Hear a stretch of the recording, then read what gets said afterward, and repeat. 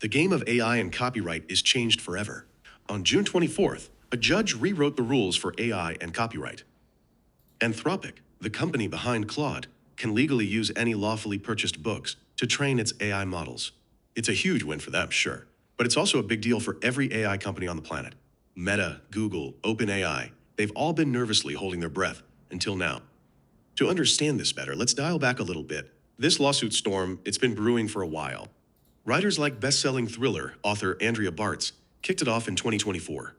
They claimed Anthropic stole their work, to make Claude smarter and rake in the billions. And they weren't the first. Back in 2023, the New York Times went after Microsoft and OpenAI, claiming they sucked up millions of articles to train ChatGPT.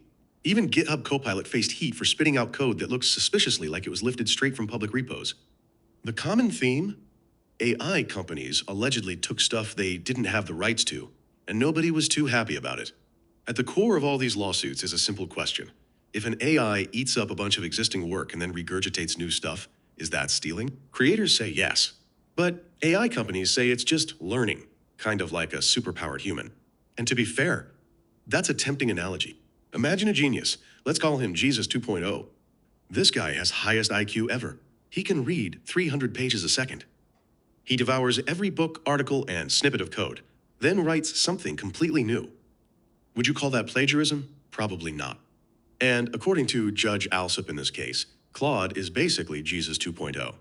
The judge ruled that training on those books is quintessentially transformative.